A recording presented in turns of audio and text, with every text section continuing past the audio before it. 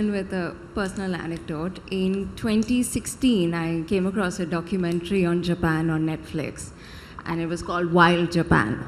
And it had footage in it of these red-crowned cranes, which are migratory birds. They come to the island of Hokkaido every year. And when they arrive, they do this little celebratory dance just to celebrate being together. And I saw that footage and I fell in love and I said, I want to go there. So the next year, I land in a village called Kushiro, which is where the cranes come, and I get to the point where they arrive. And all around me, as far as I can see, there's just ice, and it's glittering like diamonds in the sun. And then these 100 cranes, they come sweeping down and they land, and they're just dancing all around me. And every year, all the media channels send a lot of photographers to capture this moment. And so one photographer turned to me and said, "You look cold." And I was, because I severely underestimated the Japanese winter. But he offered me a little sip from a hip flask.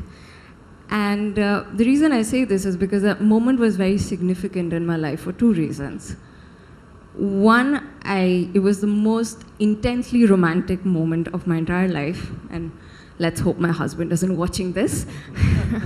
But secondly, I realized you don't need to share the same language to communicate, to bond. You just need a little bit of whiskey. And as I discovered on that trip, Japan has a lot of great whiskey, and so I came back with many, many friends. But I also came back with a little bit of surprise, because it's no secret Indians love their whiskey. And yet Japanese whiskey remains relatively unheard of. So I thought perhaps we could start our conversation from here. Mr. Arora, what would you say to somebody who hasn't discovered the world of Japanese whiskeys? What do you think they're missing out on? I don't think there are any words, there are only expressions. All of that. Essentially, it's interesting what you mentioned, because the Japanese themselves for a long time really didn't feel very comfortable with their own whiskies. But that was way back. They still produce some great whiskies, but unfortunately, within Japan, there was too much love for Scotch. In fact, some of the biggest Japanese whiskies were importers of very high-end single malts from Scotland. Over time, things changed, and Japanese, being extremely patient and astute marketers, started creating a global buzz with whiskey. And it's more severe subject, but one of the reasons why the Japanese got so much accomplishment abroad was the food. Wherever there was a Japanese restaurant, where there was Japanese outlets, the whiskey went in. So interestingly, now I think things have changed. Japanese have taken a pole position when it comes to whiskeys. They're right at the top end. Of course, recently a Macallan 1926 was sold for almost about 6 crores a bottle. A cask of Ardbeg was sold for 16 crores for 455 bottles. But the Japanese, with what they're doing, I think they've taken a super premium slot, more the luxury slot. And what is imperative is that not only the premium brands like Suntory and Nikka, there are lots of bespoke boutique brands which are coming up. And they're finding their way across. So I think now the awareness levels have multiplied. India also, it's a great category. Regretfully, we just get very few brands to come to India. Should change in the next few years, but the popularity is very high. And do you think Japanese whiskeys are suited for Indian food? Absolutely. That's a good pairing. So interestingly, as I mentioned to you, the Japanese craft their whiskeys around nature, seasons, and fragrances. So the Japanese don't make a whiskey by calling it a region from Hokkaido or something. The distillery happens to be based there. But nature and Japanese, like you mentioned, you were in a cold winter. The Japanese have 26 seasons. We recognize mostly the summers and the autumns, but they have 26 seasons. So the Japanese whiskies are crafted around nature, sun, season, and temperance. And all the flavors are so robust, rich, that they go absolutely sublime with great food. Not just Japanese food, but even Indian food. I'm not too confident of a Rogan Josh or a butter chicken as yet, but definitely a lot of sublime flavors will go with whiskeys. They're very confident. They're very confident whiskeys. They're not easy to give up. And they will be persistent like the Japanese to keep pairing and evolving the pairing platform. And what would be a good starter whiskey for someone to start off with? We were recently associated with the launch of Yamazaki 18. The bottle is just 5 lakhs in India. Would you, I mean, somebody could look at that. At this point in time, in the Indian market, the good ones, about 5 whiskies are available. So it's a limited choice thus far. It's Yamazaki, Distillers Reserve, Toki, Suntory, and Hibiki. And of course, Rokujin is there, which is there. So starting point could be, if you like, if you have a palate for an evolved blend, then Hibiki is a good one. I think anybody who wants to start Japanese whiskey should not contain themselves to what's in India. There's a whiskey called Hakushu, which is fantastic. There are recently ones like Karazuawa, which cost up to 40 lakhs a bottle. Maybe not a starting point, but those are Ichiban, some of the really nice whiskies. So I think it's more palate-based, and what you need to do is go beyond. Nika Taketsuru, 17 years old or 21 years old, very sublime, receptive, easy drinking whiskies. And all of them are in limited shortage form. So one part of Japanese cuisine which we're already very familiar with is its food and its ingredients. You know, we have DIY sushi kits all over Amazon now. But Mr. Saran, do you see this demand, which is definitely there in the bigger cities, but do you see it sort of percolating down to other towns as well? You know, in India, we're in a very funky space in the world of food. I think the Japanese will not be very happy seeing our food going to these smaller towns and becoming bastardized version of food, not just Japanese food. Because the Japanese work very hard in creating purity of flavor, purity of experience. They spend lifetimes perfecting things. In India, we are in a fusion moment. In the West, the word fusion is a dirty word. Fusion, confusion, fusion taking over history, making it dirty, making it dark, unhealthy. In India, it's thriving because of those things. Dalda, bad ingredients, analogous dairy, they're all thriving because we're pouring things that mask flavor, mask hideous ingredients, and then you can label them Italian or sushi, and people think they're eating something exciting. So I think, and the world of food everywhere is in a very dark moment, but in India, that dark moment is persisting a little longer. And I think because of India Today and Spice Magazine, where Chunki, the editor, does a good job about introducing ingredients, I think we need to take our people back to a conversation on what ingredients really are. Whether it's Japanese or Indian, we need to talk about what real ingredients are. So I think there's no bandwagon saying Japanese food is going to go to Hathras and Meerut and Bhadoi and become something incredible. It will be sushi, dal chawal sushi. It's a thing already, yeah. Dal chawal sushi. That's what we are seeing, getting a lot of palpable oxygen. Yeah. But that's not what's going to make Japan happy or India healthier.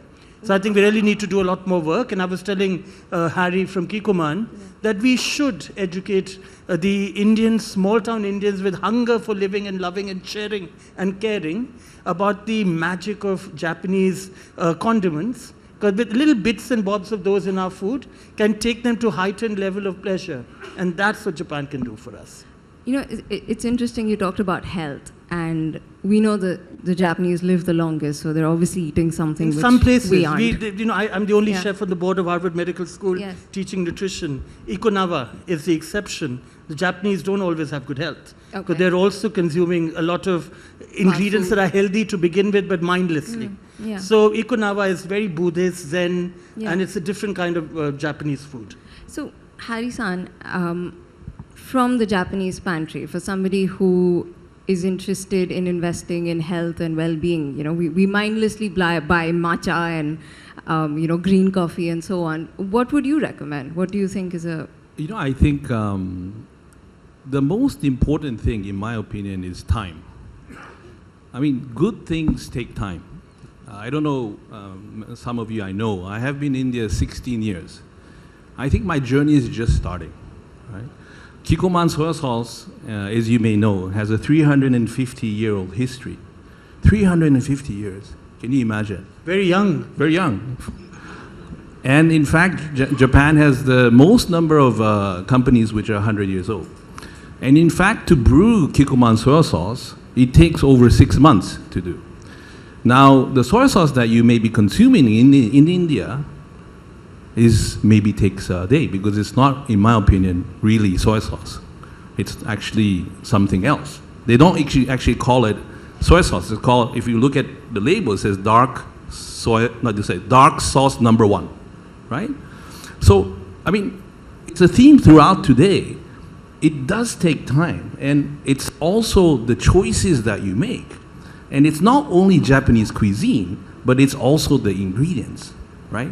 Why is it that in India, we can't get the best tuna or the best sashimi or whatever the case may be? There are obviously challenges that we have faced, and there are logistical challenges as well, but it's also the consumer needs to be educated more.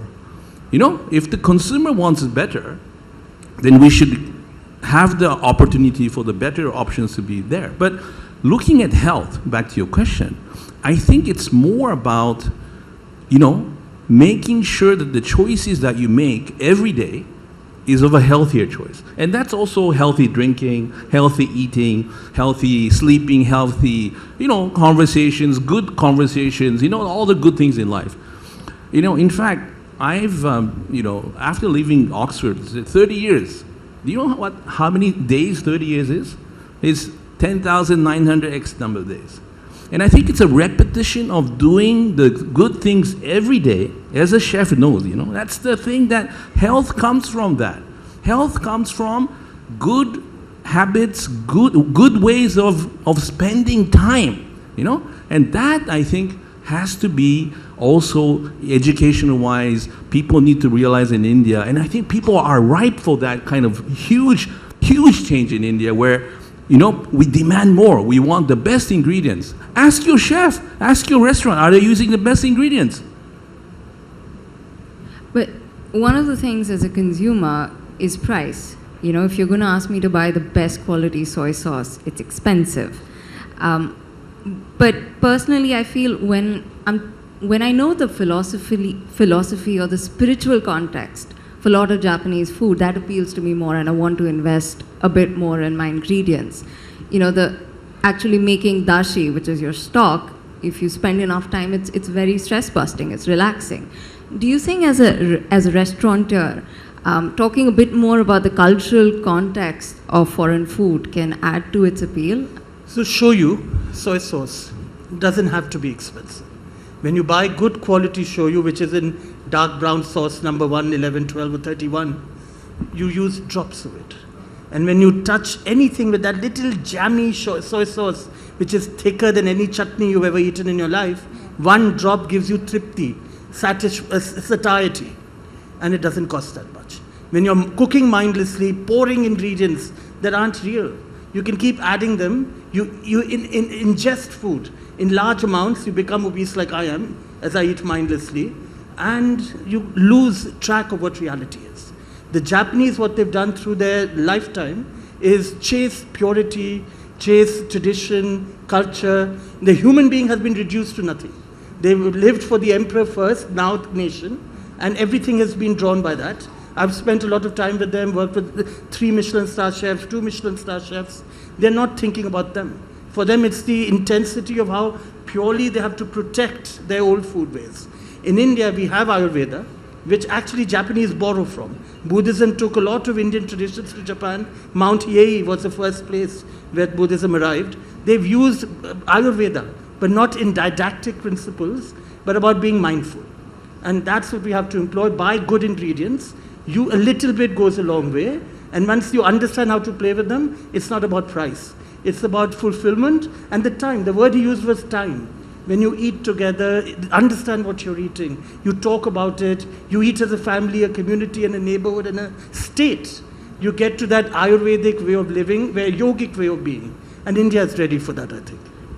Do you ever have these conversations with your customers at your restaurant? I do, and I actually am one of those bad chefs who tells my customers, come to me once a month, once in 6 months, eat at your dining tables, buy good ingredients, cook as families, celebrate your everyday meal, think about it, don't be in a treadmill eating and ingesting food like you're inhaling, just pay attention.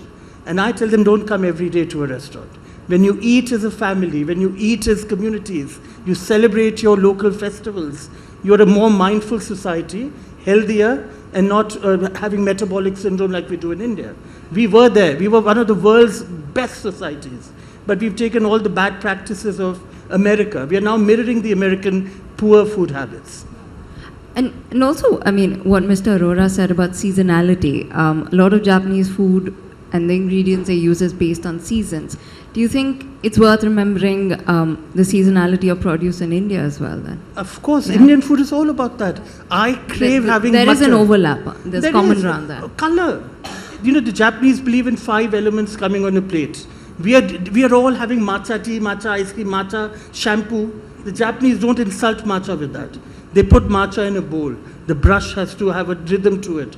The bowl has to be moved. You first show the person sitting in front of you the perfect side of the bowl. Then you move it to yourself. Then you enjoy the cup. Then you put it in your mouth. It's a 20-minute sip. And that's what they do. They're not drinking 10 cups of it in a day. In 1 month, they'll have one. But it's how you go about doing it. And I think people just have to it's all about changing Chunki just said to me, let's do a piece on what trends and fads we'll be doing in 2024. And I always say we shouldn't be chasing fads, chase lifestyle changes, evolve as humans. So, I mean, you mentioned the word bastardization of food, and that's already happening. We do have dal chawal sushi, we have ramen dosas, but there are ways. But I think it's okay. Yeah. I mean, the thing is, if you look at Italian pasta, right, which is found in Japan, you can find good Italian pasta which is Japanized, right? Like croissant. Yeah, or croissant, whatever the case may be. So I think the bastardization is one extreme, and I think 80% is sort of the sort of cuisine of Japan, and 20% is localization. I think that's fine, and that's no Absolutely problem. fine. And going back to what you said about price, I went to 3 Indian weddings over the weekend in Kolkata and in Mumbai. And my God, how much money they spend? It's like $1.5 million for 2 days. Like, this is something wrong, I think, you know. Where the money is, I don't mind that show off, but I think, you know, maybe there is a way, even in food, to make it reasonable. Actually, sushi, it was a reasonably priced food. And maybe you know, it used to be in Edo, Yes. that it was a street food. I mean, I also run India's largest sushi business called Sushi and More. And the whole point is Jain, veg, non-veg sushi, we're affordable. That's the whole point. I wanted to come to India and want people to have reasonably priced food. Why is it the Nobus and the Zumas, and why are they so expensive? Like, I don't think, I mean, it's great, you know. Once a year, you might go have a 400-pound meal or $400 meal.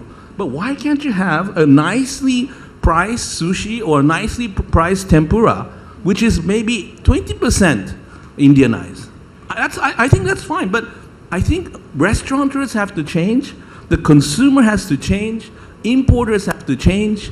You know, all of these have to change. But I think after 16 years in India, I'm pleased to say, more Indians are going to Japan. Japanese are going to India. The whiskey is coming. People like him is talking about whiskey. I could not imagine this 16 years ago. So I feel that the next 10 years, the next 20 years, the next 30 years, as in the conversations we've had in the previous conversations of today, I'm very excited. And I'm so happy to be in your country, that I feel welcome, and I feel that you also please be the force of change. Demand better ingredients. Demand better food. Demand better whiskey. That doesn't have to be expensive. So, about coming back to fusion food, are there certain Indo-Japanese combos or pairings which you could perhaps suggest that we might want to try out in our kitchens? I think you see, food is so personal, right? I mean, some person will like one dish and another person will like another dish. I think it's just finding your own niche. Then that means, like what he was saying, you know, cooking at home. You know, being with your family. It doesn't have to be, you know, every day you're going out to some bar or pub. You can go home and cook. Enjoy that moment. Have that whiskey at home. Have that small conversation. I think that's what we're trying to say. I think Japanese are good at that kind of way of life. Yeah. You know, tempura, Yeah. Indian pakoras. Pakoras. Yeah. Gyoza, momos. But gyoza in India has become a terrible version of momos. which are not very exciting to begin with. The gyozas of Kyoto were cooked for Miko-sans. There are these geishas in training, and they have these small mouths. They don't open their mouths wide, so the dumpling has to be taken in without them opening their mouth. So that's what a gyoza is all about. Tiny bite. They're cooked in a pan in 7 minutes. No deep frying. The pan makes them crusty, crispy, moist, all juicy, all in one bite. India, we are deep frying them. First we steam them in a pan, then we deep fry them in a pot. We haven't understood what a gyoza is. So I tell people, go read a book, travel, study, and then bastardize the dish. But at least you're doing what it is meant to do. And then it's magic. Then fusion is amazing. Yeah. No, I think it's beautiful because I saw this Instagram reel. Again, a lot of my context comes from Instagram. But it was a Punjabi grandmother and she was rolling sushi with her grandchildren. And it was a way to bond, actually. It is. I think we need more. And sipping alcohol. So I told somebody that, being on the board of Brigham and Women, Harvard, nutrition, we have the dirty data, that's truth, that sipping alcohol in moderation is better for you than not sipping alcohol. I'm a cardiac patient from the age of 13. My cardiologists in New York and Delhi tell me, drink every day, and I don't. But actually you must. And it makes you calmer, better. Is that true? It makes you calmer, better? Sure. So one of the interesting things is what they talked about is ingredients. Not typically so. For a long time, we were all single malt snobs. There was a misconception that if you drink single malt, you're right there. If you blended whiskey, you don't know what you're talking about. In the 20 years that I've been in whiskeys, I've had a lot of people who say, I don't drink whiskey, I drink scotch. Right? But the Japanese were the first ones, something which was very interesting. Grains, which is single grain whiskies, were not respected in the world of scotch. A 50-year-old grain whiskey would cost just 50,000, and a 50-year-old single malt would cost about 35 lakhs.